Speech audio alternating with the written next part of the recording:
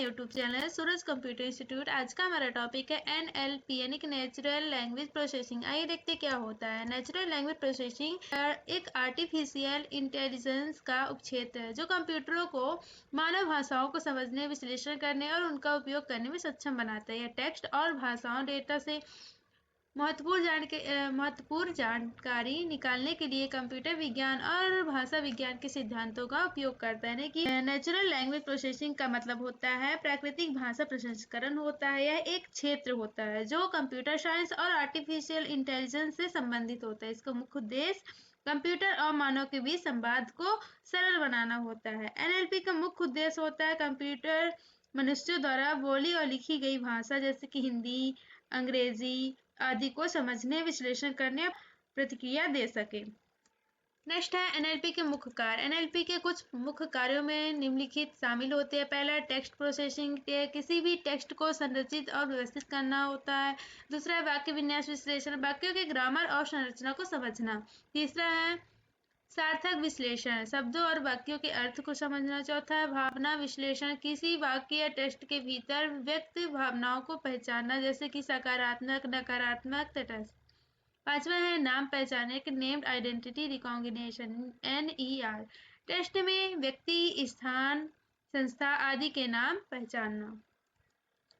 Next है NLP के प्रमुख तत्व।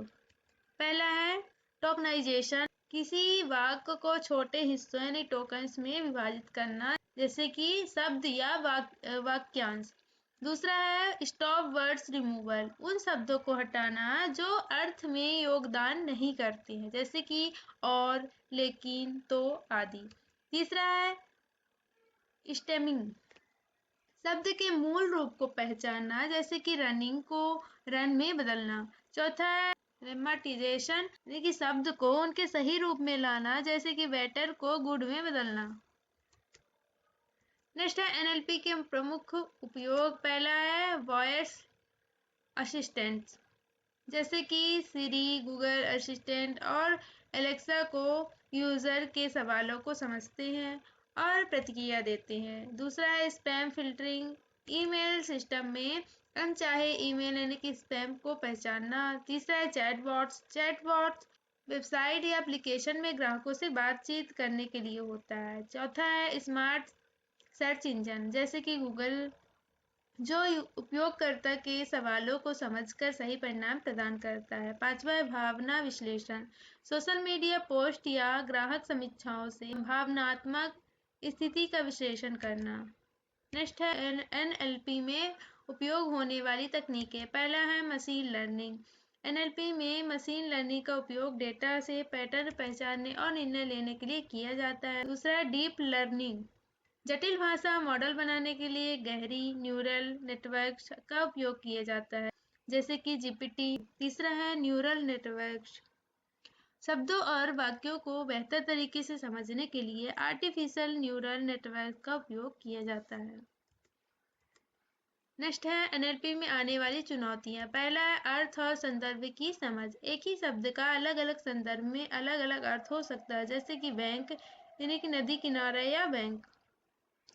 दूसरा है बहुभाषी समस्या, विभिन्न भाषाओं में अलग अलग संरचनाएं और शब्दावली होती है। तीसरा है भावनात्मक सूक्ष्मताएं, शब्दों के भावनात्मक अर्थ को सही तरीके से पहचानना एक कठिन कार्य हो सकता है।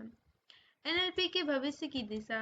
NLP में पहला है स्वचालित अनुवाद, विभिन्न भाषाओं में अधिक सटीक अनुवाद सेवाएं। दूसरा है बेहतर वॉइस असिस्टेंट, जो अधिक प्रकृति और संवादात्मक तरीके से काम कर सके। तीसरा है स्मार्ट कंटेंट जनरेशन, यानी कि आर्टिफिशियल इंटेलिजेंस यानी कि AI द्वारा कंटेंट को स्वचालित रूप से उत्पन्न करना जैसे कि ब्लॉग, लेख, रिपोर्ट।